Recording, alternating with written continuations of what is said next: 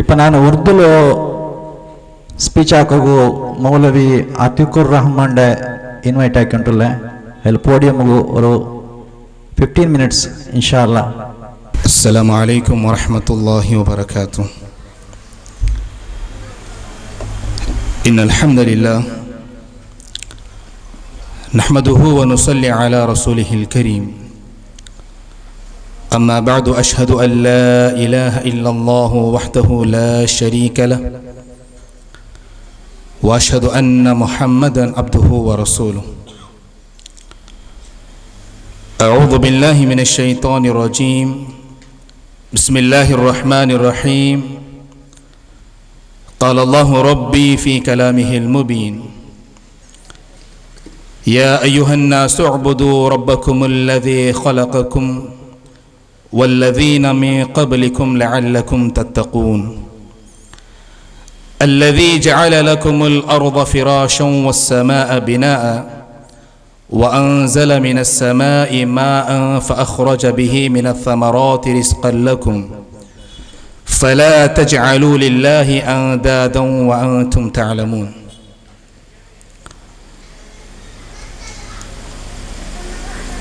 میرے معزز اسلامی بھائیوں، نوجوان ساتھیوں، پردہ نشین خواتین اسلام اور پیارے بچوں، وقت کافی ہو چکا ہے اور کافی دیر سے آپ لوگ سن رہے ہیں.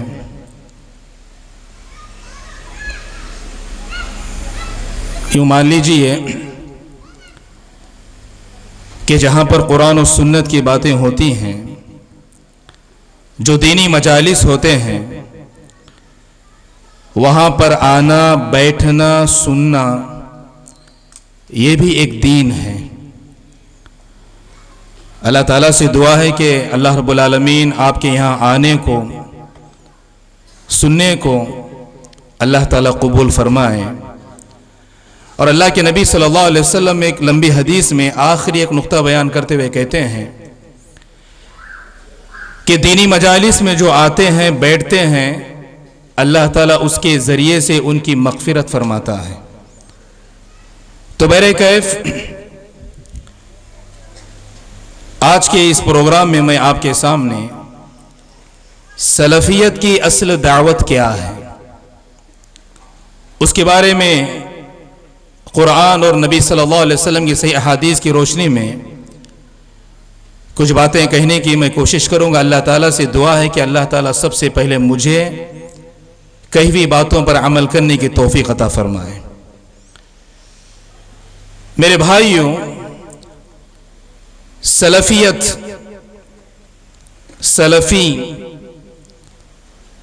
ان لوگوں کو کہا جاتا ہے جو ہم اور آپ سے پہلے جو نیک و صالح لوگ جو گزر چکے ہیں وہ سلفی ہیں. اور اس کے اندر انبیاء، رسول، صحابہ، تابعین، تبع تابعین، محدثین، مؤرخین، مفسرین، یہ سارے کے سارے لوگ شامل ہیں. تو لہٰذا سلفیت کی اصل دعوت کیا ہے؟ وہ عوام کو، لوگوں کو کس چیز کی دعوت دیتے ہیں یا کس طرف انہیں بلاتے ہیں؟ دیکھیں، اللہ رب العالمین نے قرآن مجید کے اندر سورہ بقرہ کے اندر فرمایا سلفیت کی یہی صرف اصل دعوت ہے. اللہ رب العالمین نے کہا کہ یا ایھا الناس اعبدوا ربکم الذی خلقکم والذین من قبلکم لعلکم تتقون. اے لوگو، اپنے رب کی عبادت کرو جس نے تمہیں پیدا کیا ہے اور تم سے پہلے لوگوں کو بھی پیدا کیا. لعلکم تتقون، شاید کہ تم اللہ کا تقوی اختیار کرو. اور اللہ رب العالمین نے آگے کہا الذی جعل لکم الارض فراشا. اللہ رب العالمین نے تمہارے لیے زمین کو ہموار بنایا، فراشا ایک چٹائی کی طرح بنایا. والسماء بناء، اور آسمان سے بارش کو، پانی کو نازل کیا. वस्समाअ बिनाअ, और अल्लाह ने आसमान से तुम पर पानी को बारिश को पानी की शक्ल में नाजिल किया। और आखिर में अल्लाह ताला ने कहा फला तजअलू लिल्लाहि अंदादन व अंतुम तअलमून, तो तुम अल्लाह ताला के साथ किसी को दूसरा माबूद और शरीक ना बनाना। तो इन दोनों आयत की तफसीर करते हुए मुफस्सिरीन बयां फरमाते हैं कि अल्लाह रब्बुल आलमीन ने कुरान की इन दो आयत के जरिए से सारी इंसानियत को सबसे पहला हुक्म या सबसे पहला पैगाम यह दिया वो तौहीद का है। और अल्लाह रब्बुल आलमीन ने दूसरी आयत के जरिए से सारी इंसानियत को जिस चीज से रोका और मना किया वो शिर्क है। तो लिहाजा कुरान का सबसे पहला अम्र, कुरान का सबसे पहला हुक्म वो तौहीद बारी तआला है। और कुरान की सबसे पहली नहीं और सबसे पहले जिस चीज से रोका और मना किया गया है वो शिर्क है। तो लिहाजा यही असल दावत सलफियों की दावत है, इसके अलावा कोई और दावत नहीं है कि एक अल्लाह रब्बुल आलमीन की इबादत की जाए और अल्लाह रब्बुल आलमीन की इबादत में किसी को भी शरीक न ठहराया जाए। यही दावत सलफियों की दावत है। इसीलिए अगर आप देखते हैं कि तौहीद ये वहदा से है। तौहीद की तारीफ करते हुए इमाम जुरजानी रहिमहुल्लाह ने अपनी किताब अत-तारीफात लिल जुरजानी के अंदर बयां फरमाते हैं अत-तौहीद सलासतु अशिया, तौहीद तीन चीजों का नाम है। वो कहते हैं कि मारिफतुल्लाही बिल वहदानिया, मारिफतुल्लाही बिल रुबूबिया, वल इक़रार बिल वहदानिया व नफ़युल अंदाद मिन्हु जुमला। कहते हैं कि तौहीद की तारीफ करते हुए तौहीद की तीन किस्में हैं। पहली किस्म यह है कि इंसान अपने रब को जाने और पहचाने, वल इक़रार बिल वहदानिया, अल्लाह रब्बुल आलमीन की वहदानियत का इकरार करे, व नफ़युल अंदाद मिन्हु जुमला, और अल्लाह के जितने भी शरीक हैं सबका बिल्कुल इनकार किया जाए। और ये उमूमन हमें मालूम है कि तौहीद की तीन किस्में हैं, तौहीद रुबूबिया, तौहीद उलूहिया, तौहीद अस्मा व सिफा। तौहीद रुबूबिया कि हमें पैदा करने वाला, हमारे माँ बाप को पैदा करने वाला, इस पूरी दुनिया को पैदा करने वाला, इस दुनिया के अंदर जितनी चीजें हैं, चरिंद परिंद कीड़े मकोड़े जानवर, सारी चीजों को पैदा करने वाला सिर्फ अल्लाह सुब्हानहु व तआला है। ये तौहीद रुबूबिया है। इस तौहीद में अल्लाह रब्बुल आलमीन को सिर्फ खालिस करना है, और अगर इसमें कोई किसी और को शरीक करता है यही शिर्क है। तौहीद उलूहिया जिसको तौहीद इबादत भी कहा जाता है, यानी इबादत की सारी जितनी भी इबादत की किस्में हैं, सारी इबादतें सिर्फ अल्लाह रब्बुल आलमीन के लिए की जाएं, और उन इबादतों में अल्लाह को अकेला तन्हा माना जाए, और इबादत की किसी एक किस्म में भी किसी गैरुल्लाह को शरीक ना किया जाए।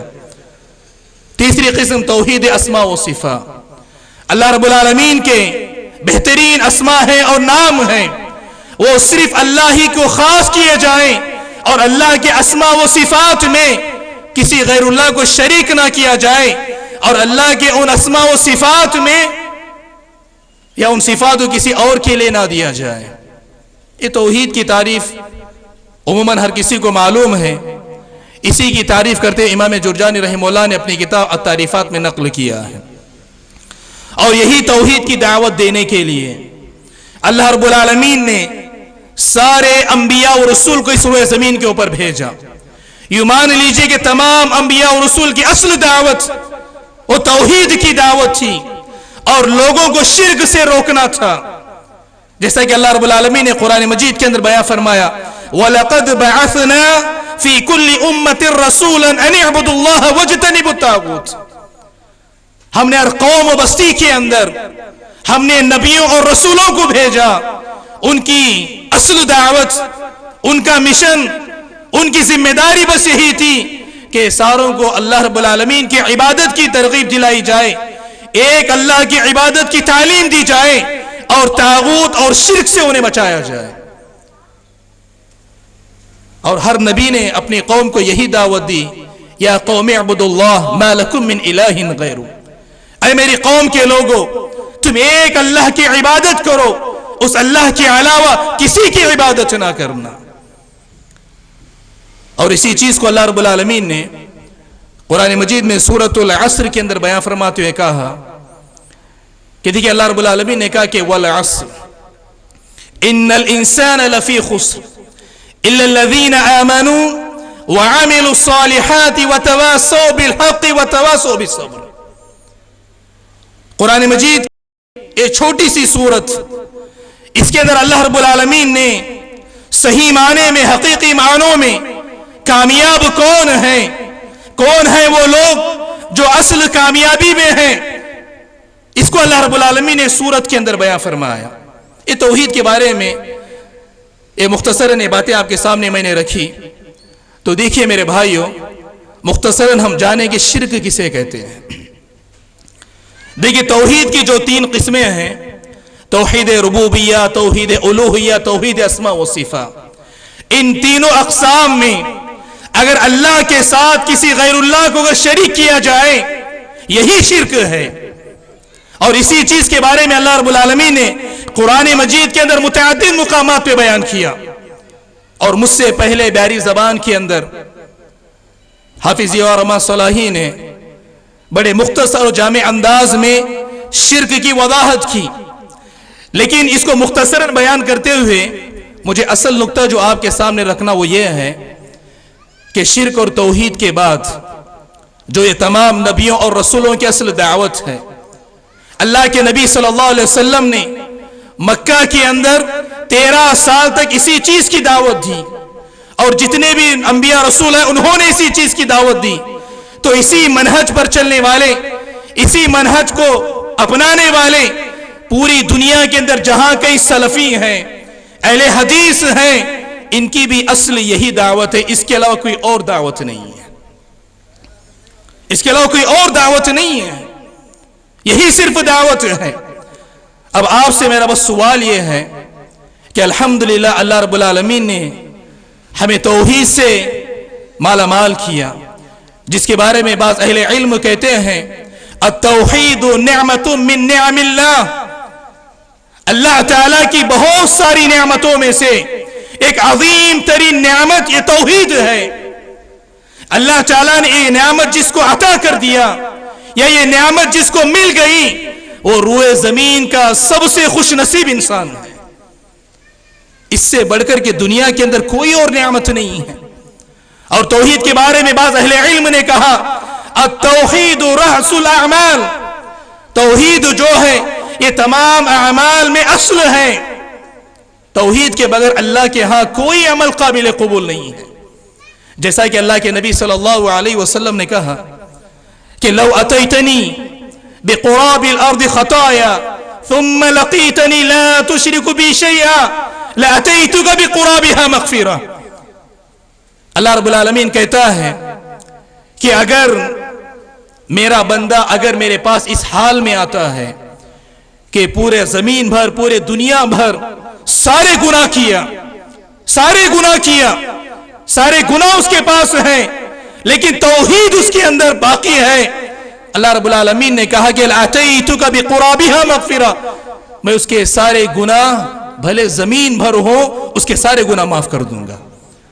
اور بعض اہل علم کہتے ہیں کہ ایک انسان زمین بھر نیکیاں لے کر کے اللہ کے پاس چلا جائے، اس کے پاس حج ہو، روزہ ہو، عمرہ ہو، زکوٰۃ ہو، صدقہ و خیرات ہو، قرآن کی تلاوت ہو، ذکر و اذکار ہو، خدمت خلق ہو، جتنے بھی قرآن و سنت سے ثابت شدہ جتنے بھی نیکی اعمال ہو، وہ سارے اعمال لے کے اللہ کے پاس چلا گیا، لیکن اس کے پاس توحید نہیں تھی، شرک کی حالت میں گیا، اللہ رب العالمین اس کی ایک گناہ کو بھی معاف کرنے والا نہیں ہے۔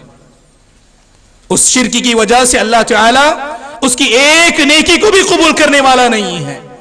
تو میرے بھائیوں، इस चीज को आप समझें कि तौहीद अल्लाह की बहुत बड़ी नेमत है, अल्लाह की अजीम तरीन नेमत है, और ये शिर्क है, यह इतना खतरनाक और भयानक जुर्म और गुनाह है जिसको अल्लाह सुब्हानहू व तआला कभी माफ नहीं करेगा। जैसा कि अल्लाह सुब्हानहू व तआला ने कुरान मजीद के अंदर बयान फरमाते हुए कहा, इन्नल्लाह ला यगफिरु अन युशरक बिही व यगफिरु मा दून ज़ालिका लिमन यशा, कि अल्लाह रब्बुल आलमीन शिर्क के अलावा कोई गुनाह क्यों ना हो, अल्लाह रब्बुल आलमीन हर गुनाह की माफी है, लेकिन अल्लाह ताला शिर्क को माफ नहीं करता। अगर अल्लाह ने चाहा, लिमन यशा, अल्लाह ने जिसके लिए चाहा, अगर उसके पास माफी के असबाब मौजूद हो, अल्लाह रब्बुल आलमीन उसके हर गुनाह हर गलती को माफ करेगा, लेकिन अल्लाह रब्बुल आलमीन शिर्क को माफ नहीं करेगा। और एक दूसरे मुकाम पे अल्लाह ताला ने कहा, इन्नहु मन युश्रिक बिल्लाह फक़द हर्रमल्लाहु अलैहिल जन्नह व मअवाहुन नार व मा लिज़्ज़ालिमीन मिन अंसार, कि जो अल्लाह रब्बुल आलमीन की जात में शिर्क करता है, ऐसे लोगों के बारे में अल्लाह ताला ने कहा व मअवाहुन नार, ऐसे लोगों का दायमी हमेशा का ठिकाना वो जहन्नम है। हर्रमल्लाहु अलैहिल जन्नह, अल्लाह ने ऐसे मुशरिकों पर जन्नत को हराम करार दिया है। अब अंदाजा लगाएं, इस आयत करीमा पे गौर करें, इसी फिक्र में, इसी तड़प में कि हम सब आपस में आदम की औलाद हैं, आपस में भाई हैं, यही फिक्र रखते हुए इसी तड़प के लिए सलफी ये दावत देते हैं कि अल्लाह के लिए तौहीद पर आ जाएं, अल्लाह के लिए तौहीद को कबूल कर लें, अल्लाह के लिए शिर्क को, बिदआत को, खुराफात को छोड़ दें। इसलिए कि अल्लाह ताला ने अगर कोई शिर्क की हालत में अगर मर जाए, उस पर अल्लाह ने जन्नत को हराम करार दिया है और जन्नत उसका ठिकाना है। एक तड़प होती है, इस वजह से यह दावत आपके सामने रखी जाती है।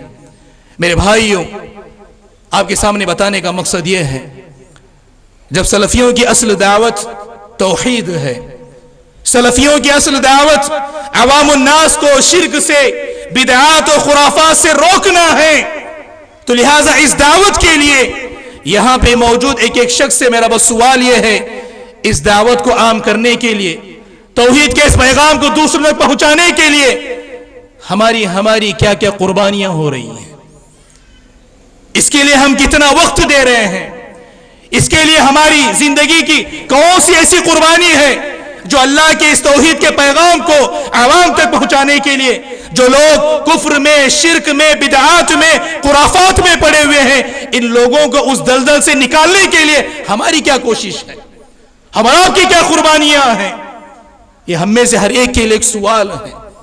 आप देखें अल्लाह के नबी सल्लल्लाहु अलैहि वसल्लम के अंदर यही उम्मत की कितनी फिक्र और तड़प पाई जाती थी, जिसके बारे में अल्लाह सुब्हानहू व तआला ने सूरह कहफ के अंदर बयान फरमाते कहा, फलअल्लका बाखिउन नफ्सका अला आथारिहिम इल्लम युमिनु बिहादल हदीस असफा।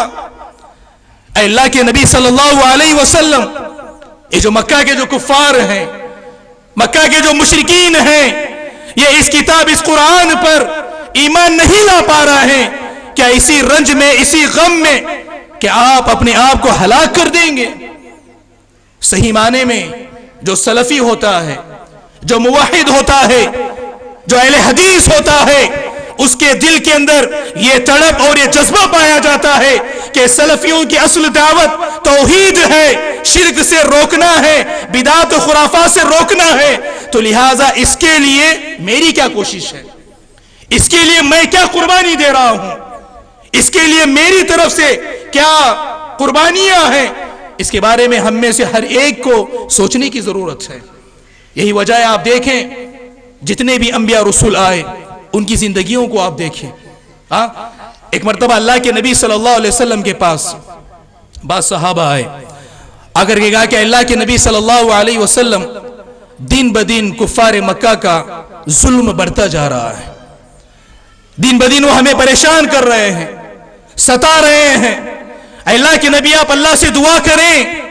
अल्लाह के नबी सल्लल्लाहु अलैहि वसल्लम ने सहाबा की जमात से कहा, इतने में थक गए, इतने में बस हो गया, अरे तुमसे पहले जो अंबिया रसूल आए तौहीद की इस दावत को आम करने के लिए, लोगों को शिर्क से रोकने के लिए, लोगों को कुफ्र के दलदल से निकालने के लिए उन्हें लोहे की कंगियों से उनके जिस्म से गोश्त को नोचा गया, आरे से उनके जिस्म के 2 हिस्से कर दिए गए, गरम खोलते हुए तेल में उन्हें डाला गया।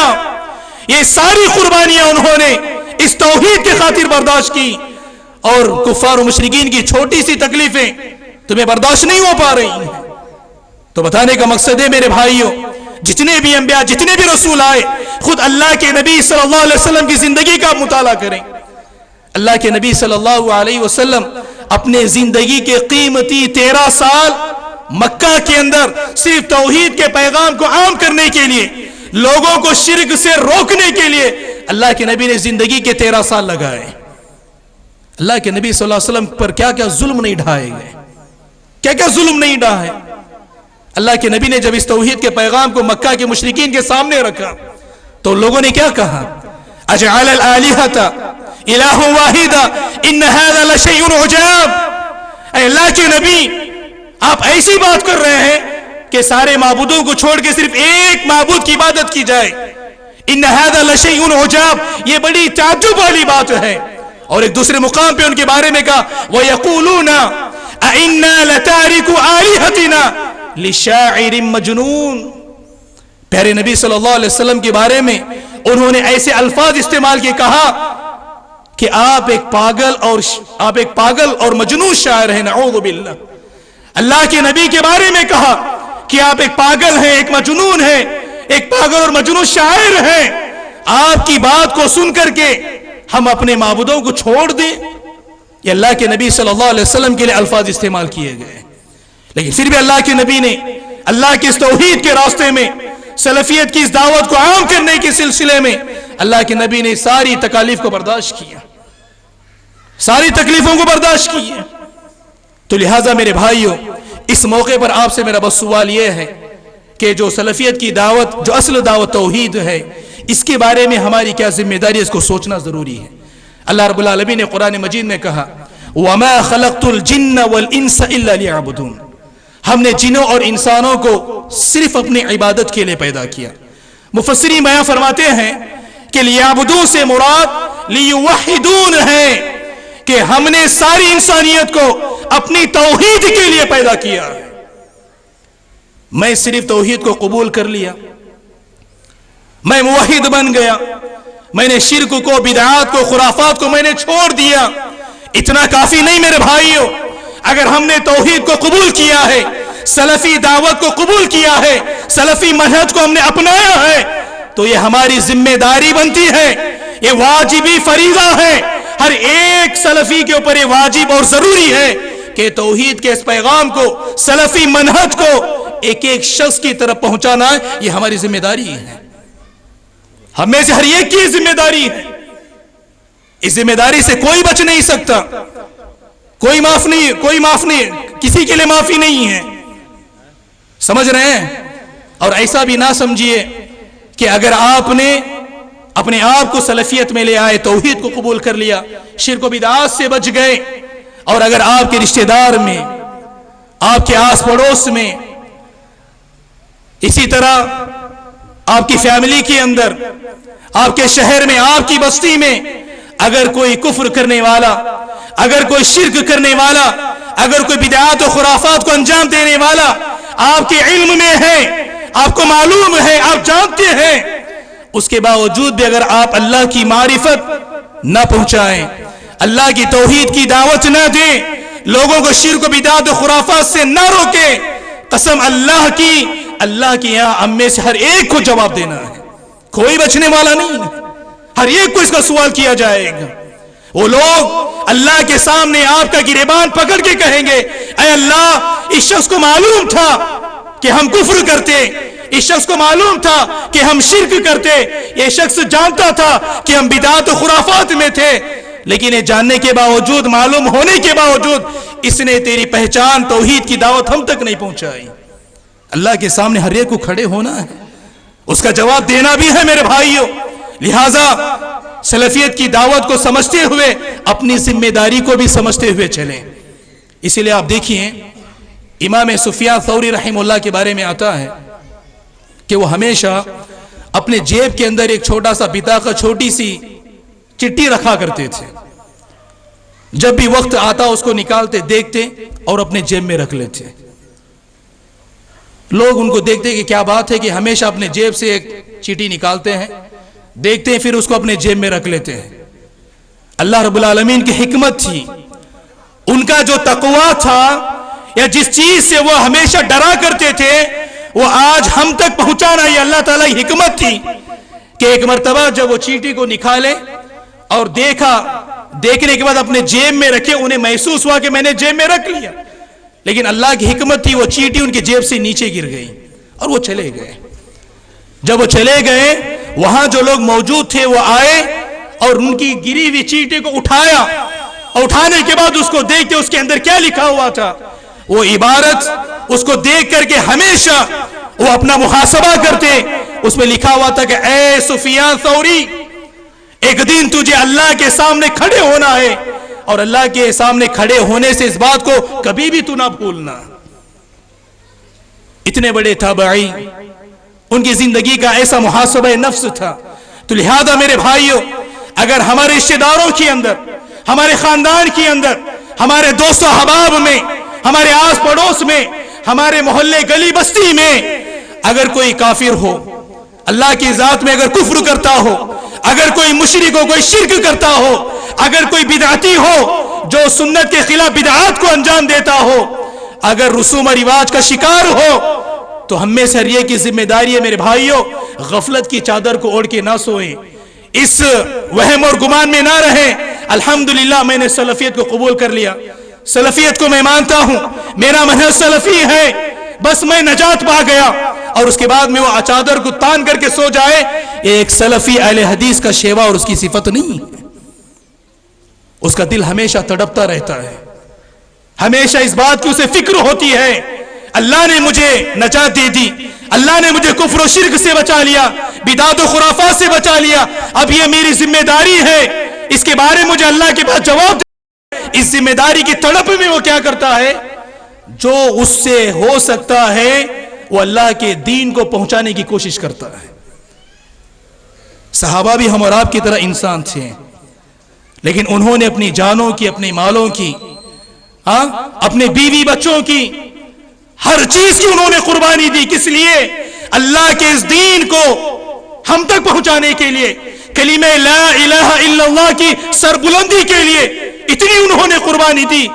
अल्लाह की तौफीक और सहाबा की कुर्बानियों का सिला है कि आज अल्हम्दुलिल्लाह काना इस बस्ती में हम बैठ करके अल्हम्दुलिल्लाह मुवहिद हैं, अल्हम्दुलिल्लाह हम मुवहिद हैं। आखिर में कुछ बातें बोल करके अपनी बात को ख़त्म कर देता हूँ मेरे भाइयों।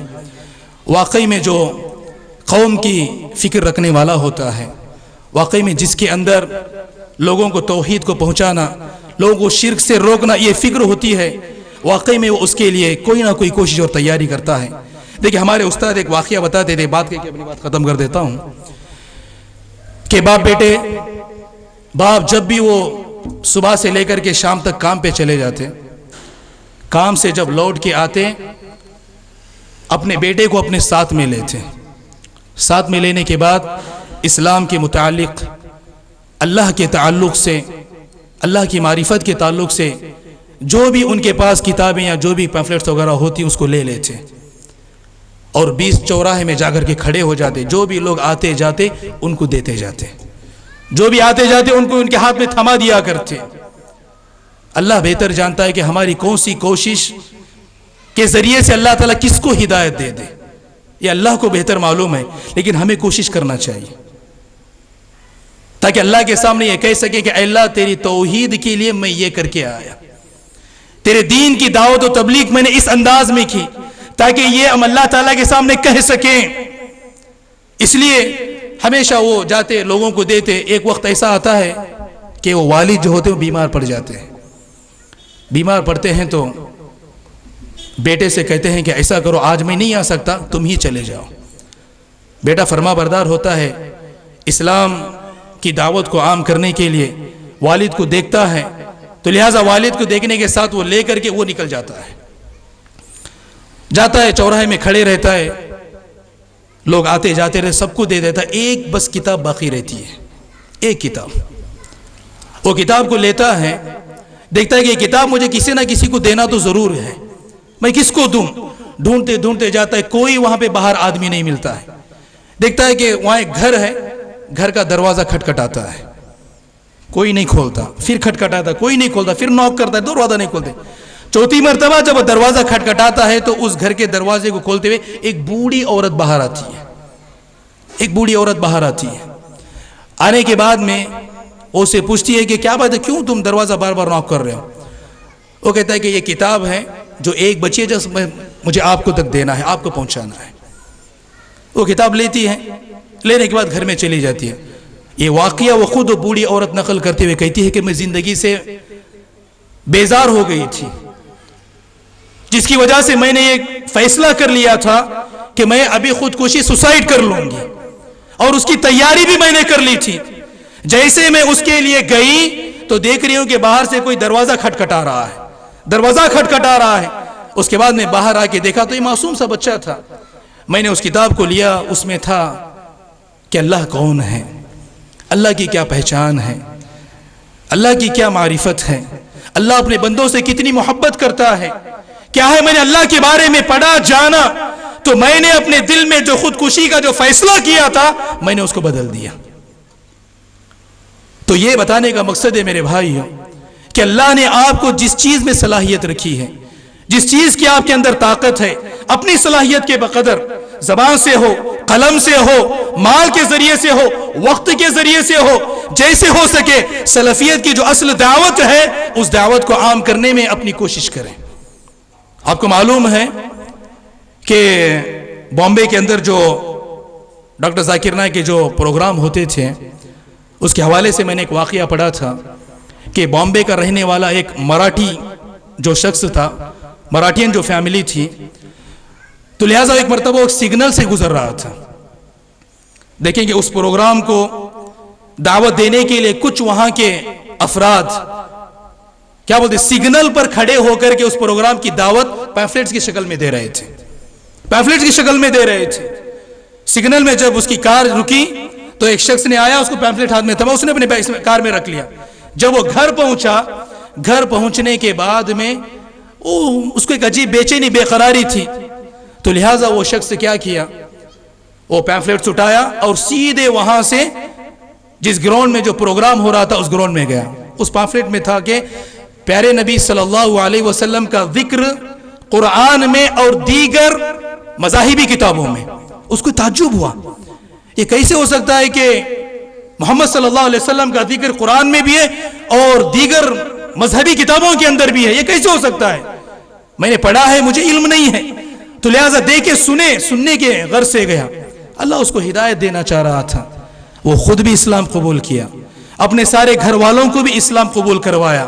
تو بتانے کا مقصد یہ ہے کہ اللہ کی توفیق، اللہ کے فضل سے اس کو ہدایت تو ملی، لیکن اس کے لیے ذریعہ بنا سگنل میں کھڑا ہوا وہ شخص جس نے اس کے ہاتھ میں پیمفلیٹ تھمایا۔ لہذا بتانا مقصد ہے میرے بھائیوں، سلفیت کی اصل دعوت جب توحید ہے، شرک ہے، تو لہذا ہماری ذمہ داری ہے کہ اس توحید کو عام کرنے کے لیے، توحید کے اس پیغام کو پھیلانے کے لیے ہماری کیا کوششیں ہیں، ہم اس کے لیے کیا قربانیاں دے رہے ہیں، ہم اس کے لیے کیا کر رہے ہیں۔ ہم میں سے ہر ایک کے لیے یہ سوچنے کی ضرورت ہے۔ برکہ اللہ تعالیٰ سے میری دعا ہے کہ اللہ سبحانہ و تعالیٰ جتنی باتیں میں نے کہا ہے، اللہ تعالیٰ سب سے پہلے مجھے ان کئی باتوں پر عمل کرنے کی توفیق عطا فرمائے۔ آمین۔ وآخر دعوانا ان الحمد للہ رب العالمین۔